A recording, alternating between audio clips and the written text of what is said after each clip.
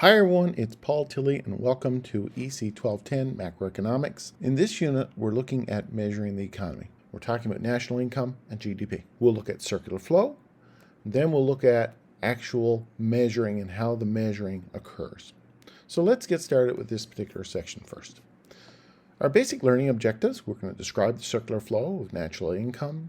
We're going to explain the concept of equilibrium and why national income can rise or fall. In fact, in equilibrium, we're going to describe the components of gross domestic product and how it's accounted for. We're going to understand some of the problems with determining official statistics and the challenges that we face in that. We're going to describe the benefits of economic growth, and we're going to explain the importance of productivity in terms of economic growth. First of all, we have to understand the very basics, okay? You need to understand who are the players in this. And the basic player is the Bank of Canada. The Bank of Canada is an arm of the government. It's separate in the sense that it has its own autonomy. But the Bank of Canada's job is to protect the economy. And what do we mean by protect the economy?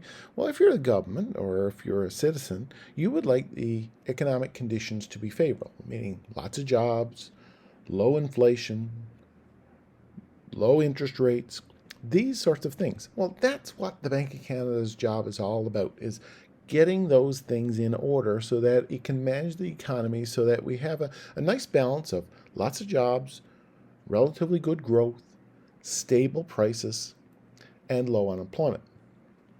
Specifically, if you look at the Bank of Canada's website, they're responsible for monetary policy, which is influencing the supply of money circulating in the economy, and that's what we're going to talk about in a few minutes. They're key at managing the financial system, such as promoting safe, sound, and efficient financial systems. They're also considered, important with regards to the conduct of transactions. They're also responsible for Canada's currency and the supervision of payments through the banking system. So they have a lot of jobs, but primarily the Bank of Canada's role is to manage the economy. In order to manage the economy, one of the ways we need to do that is to have an understanding of income. Now, national income is really the sum of all the incomes in the economy. And we can gauge how the economy is doing based on national income. So in Canada, government, through Statistics Canada, need to be able to calculate national income in order to measure the health of the economy. And as you can see in this graphic from 2007 to about 2018, national income has increased steadily, meaning that we are better off now than we were in 2007. We need to measure national income because it is a measure of our economic health. The federal government, along with the Bank of Canada, can analyze this economic health and take measures to ensure that it stays good. If things are doing really, really good and prices are starting to increase, the Bank of Canada can restrict the flow of money and slow down inflation. If things are doing really poorly, they can free up, lower the cost of borrowing money, and encourage more investment and get money flowing again. So what we're going to look at first is understand the basic overall concept of how do we actually do this measure. In order to understand this measure, we have to appreciate this concept of circular flow. So first and foremost, I'm going to talk about the concept of circular flow. And what the circular flow model does is it has at its root a very simplistic diagram that explains how money flows between two sectors, the personal or the family or the household sector, we call it, and the business sector. Businesses hire people, and we buy stuff from businesses. So that's the starting point. Circular flow model starts off with a look at firms, business on one side, and households on the other side. Now, if you recall back to microeconomics, we talked about the factors of production. Households really provide the key factors of production to business. They provide the land, so usually land is privately owned, so companies can buy it from people. Natural resources could be privately owned, so the firms would buy or rent them from people. Labor, people supply the labor for these businesses, so effectively households supply labor to firms. And capital. Households have saved income, which they use to invest in firms, which in turn will use it to make money. The firms themselves, we talked about the fourth element in terms of factors of production, and that would be entrepreneurs. The firms are the entrepreneurs, so the entrepreneurial capital. So those four factors of production are really embodied in those two elements. Firms really produce products, and we buy those products. We as households provide land, labor, capital, which is what is called the factor market. So we think about ourselves as providing money and providing labor and providing the things, the capital that businesses need. So those, what we call factors of production, come from us as households.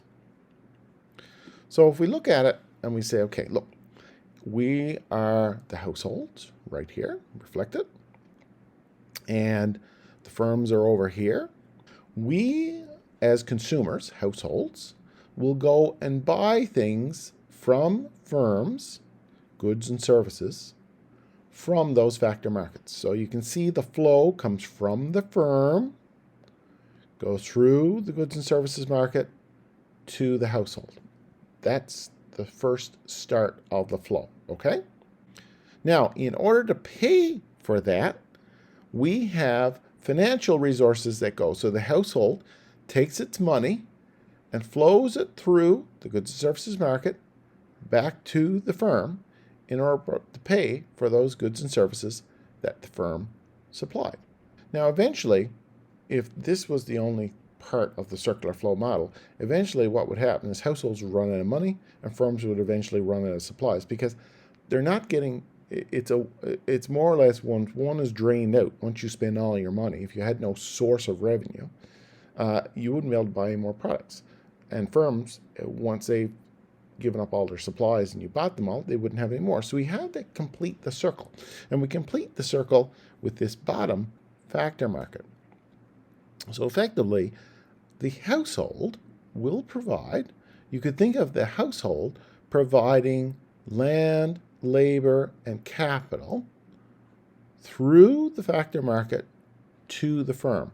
For example, households also supply labor to the firms. You go to work for these firms. Households also supply capital.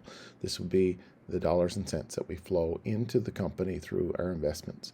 And we could buy shares in the firm, for example. So the household flows money into the firm, and it flows land and it flows labor into the firm. The firm, in return, supplies dollars. The firm pays for the land, the labor, and the capital through the factor market to the household. So, a simple way to think about this is you go to work for a company, the company pays you a paycheck. Okay, so this is effectively what the flow is, going back and forth. The services and goods, the land, labor, capital you provide to the firm in return pays back through money. Products and services and the land, labor, capital flow in one direction.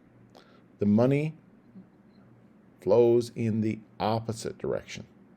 So that's a basic summary of how the circular flow model works. Now, we're going to elaborate on it a little bit more as we move along, but the fact of the matter is that is a simple overview of the circular flow model. One of the important things that economists want to teach us is to ensure that we know the difference between a stock and a flow.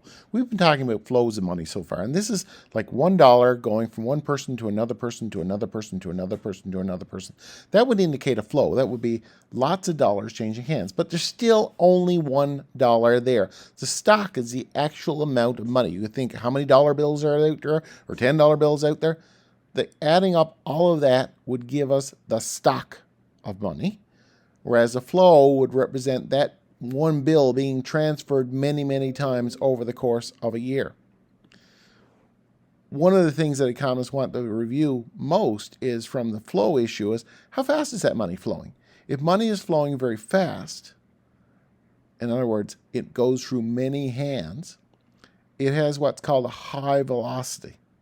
And high velocity means there's a lot of movement in the economy. The velocity represents total income or GDP of the money supply. Now, the simple model that we looked at is pretty good if it were isolated, but it's not isolated.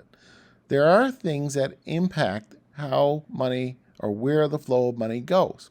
Some people, for example, have savings. So as they collect money from their salaries, they put it aside, meaning it is no longer flowing through the economy. So we could consider savings as a drain on the flow of money. Investment is when they take that savings and they invest in a company.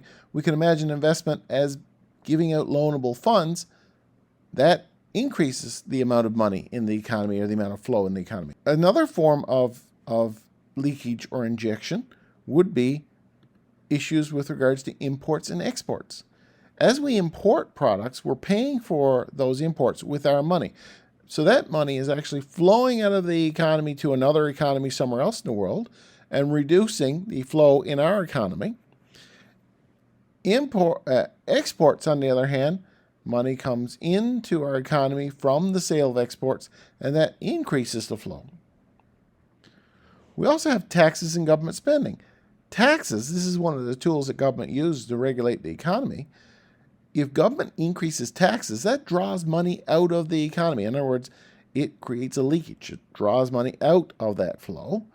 And if government spends money, such as they did with CERB during COVID, they put money back into the economy, that increases the flow because it puts more money back into the economy.